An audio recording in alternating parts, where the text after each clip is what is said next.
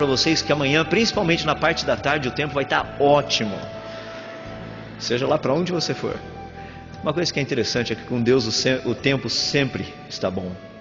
Não tem tempo ruim. Ainda hoje eu e minha esposa estávamos conversando hoje à tarde. Olha, um tempo desse poderia ter arruinado totalmente essa semana de palestras. Eu vi gente dando risada e se alegrando em tudo quanto foi lugar por aí. Isso é motivo de ações de graças, pelo fato de a gente ver que a nossa maneira de viver não está sujeita à previsão do tempo. Graças a Deus por isso. Porque Deus, a Bíblia nos diz que Ele é a fonte da nossa alegria, não o tempo. Eu sei que atrapalhou um pouquinho, tinha uns planos assim legais, mas eu vi tanta gente enlameada hoje, que eu fiquei até com dó dos fósseis. Os fósseis não tinham nem um pouquinho de lama comparado com esse povo aí. Então, de qualquer forma, dá para perceber o dilema da coisa. Nós estamos tratando especificamente do dilúvio. Então vamos ver, estudar um pouquinho para onde teria ido toda essa água que inundou o planeta. Pequena recapitulação, nós já vimos que a situação geológica do planeta antes do dilúvio, nós não tínhamos nem montanhas tão altas, nem os oceanos eram tão profundos. Montanhas de 2,5 km no máximo de altura a partir do nível do mar. Fundo dos oceanos, 3,5 km. Nós sabemos que antes do dilúvio havia uma grande fauna, uma grande flora na superfície desse planeta. Já falamos que provavelmente na superfície do planeta havia de 700 milhões a 2 bilhões de habitantes na época do dilúvio. E Noé era o único que encontrou graça diante de Deus. Homem sério, homem que queria trabalhar honestamente, fazer aquilo que agrada a Deus. Essa parte que nós vamos trabalhar agora é uma parte para mim que eu gosto muito. Na área de física, eu trabalho mais com a área experimental do que com a área teórica. Porque na área teórica é tudo blá blá blá, entende como é que funciona? É tudo assim, porque eu acho, porque eu penso e não sei o que tem. Na área experimental não, na área experimental você vai no laboratório e faz uma experiência, se deu certo, deu, se não deu, não deu, você joga a sua teoria fora, se não deu certo, se deu certo você publica e a coisa funciona desse jeito. Até agora eu apresentei para vocês uma teoria. Essa teoria que eu já mencionei foi proposta por um homem, Dr. Walter Brown. Quando ele propôs a teoria, ele não era evangélico e ele não conhecia a Bíblia. Mas é fascinante o quanto que esse negócio é parecido com a Bíblia. Principalmente na parte que a gente entrar aqui agora. Depois, se você tiver um tempinho, depois você vê o que você vai ver aqui. Vá ao seu quarto mais tarde e leia o Salmo 104. É só lembrar de quarto para 4, é só trocar pouca coisa ali. O Salmo é 104. Leia esse salmo, você vai ficar impressionado. Vamos dar uma olhadinha. Estamos aí com um processo, como mencionei, as águas do dilúvio estavam saindo lá de baixo, chegando à superfície, inundação em todo o planeta, um problema sério de muitas tempestades. Eu mencionei a respeito de ondas de provavelmente até 120 metros de altura. Algumas pessoas ficaram preocupadas, falaram, mas e a arca?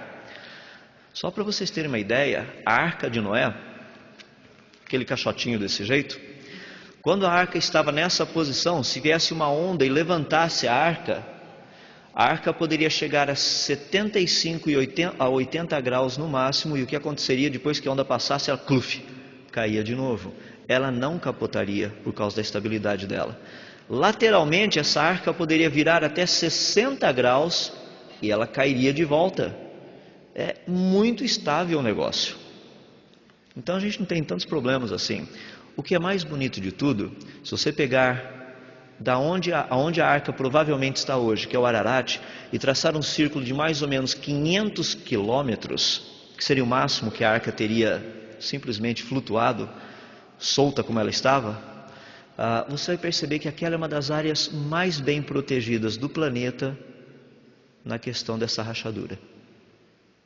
Deus sabia até onde colocar Noé e a sua arca. Não é fantástico como Deus pensa até nos pequenos detalhes? Eu fico assim impressionado com a grandeza da sabedoria do nosso Deus, como Ele cuida dos detalhes. Bom, vamos trabalhar um pouquinho aí. Questão da Pangeia.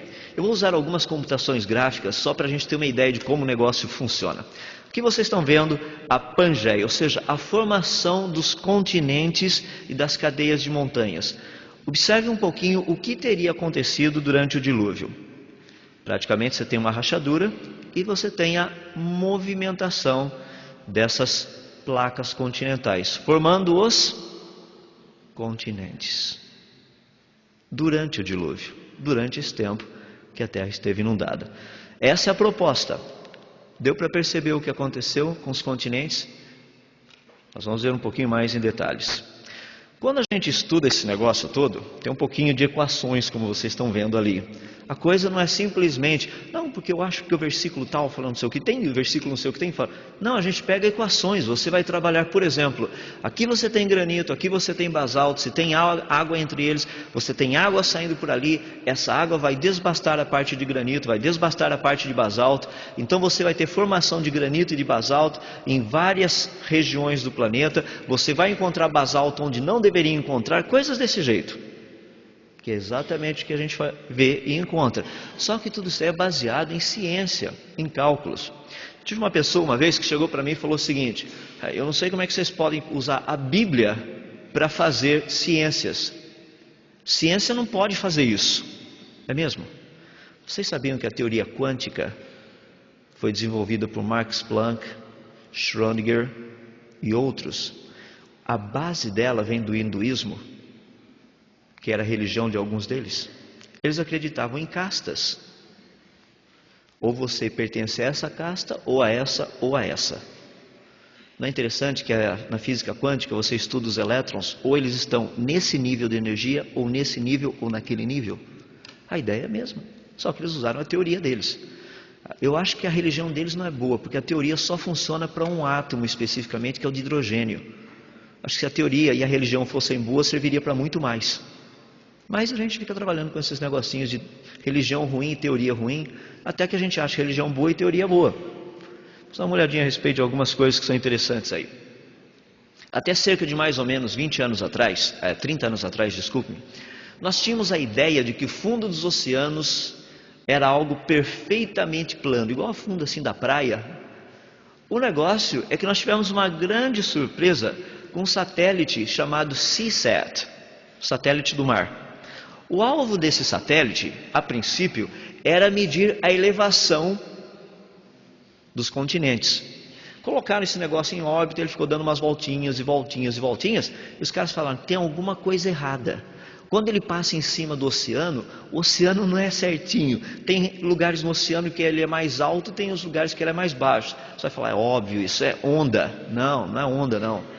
Por exemplo, as ilhas do Havaí, por causa da gravidade naquela região, fazem com que o Oceano Pacífico naquela área suba mais de 150 metros. Se você medir o nível do mar no Havaí e medir o nível do mar no Oceano Pacífico, lá no meio onde não tem nada, no Havaí o nível do mar é 150 metros mais alto do que no resto. O pessoal começou a medir isso daí falando, tem alguma coisa errada. E ao estudar, eles descobriram o que estava errado. O fundo do oceano não é plano. Isso é o que eles descobriram ali no fundo dos oceanos. Um negócio totalmente maluco. Só que é o contrário. Aquela parte preta que vocês estão vendo são os continentes. A parte verde, amarelo, laranja ali, a outra, está dando profundidades. Ou seja, o fundo dos oceanos tem uma cadeia fantástica de montanhas, que é mais ou menos aquilo que vocês estão vendo ali. A maior cadeia de montanhas, 74 mil quilômetros ininterruptos de montanhas, se encontra no fundo dos oceanos. Pergunta, não tem placa tectônica se mexendo ali. Como é que se formaram essas cadeias de montanha? Isso foi um problema e ainda é um problema para todo mundo. Como é que surge montanha no fundo dos oceanos? Por falar nisso, pessoal que gosta de rapel, eu estou programando assim uma expedição. Sabe o que é rapel, né? Canyoning, esse tipo de coisa. Lá no fundo dos oceanos, porque deve ser 10 fazer canyoning lá. Imagina só, 74 mil quilômetros só para a gente andar, só fazendo canyoning. Deve ser um negócio muito 10. Se estiverem interessados em canyoning no fundo do mar, é só me avisar depois, a gente passa um e-mail aí. Vamos ver se a gente reúne assim para a terceira conferência da Fiel no fundo dos oceanos, uma coisa mais ou menos parecida. Já que de água vocês entendem, fazer no fundo do mar vai ser fichinha, né? Depois de toda a chuva que a gente teve aqui.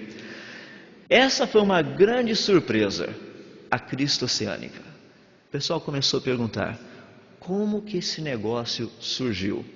Sabe que até o presente momento não tem nenhuma teoria sólida para explicar como ele surgiu, a não ser a teoria das hidroplacas?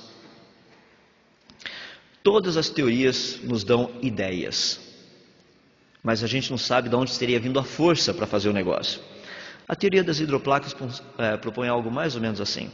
Imagina uma mola comprimida, apertada, com 2 pedacinhos de madeira em cima dela. A partir do momento que eu separar os pedaços de madeira, ou seja, agora a mola não tem mais pressão em cima dela ali no meio. O que aconteceria com essa mola? Ela faz aquela curvinha por causa da pressão dela. E se a gente fizesse isso no fundo dos oceanos?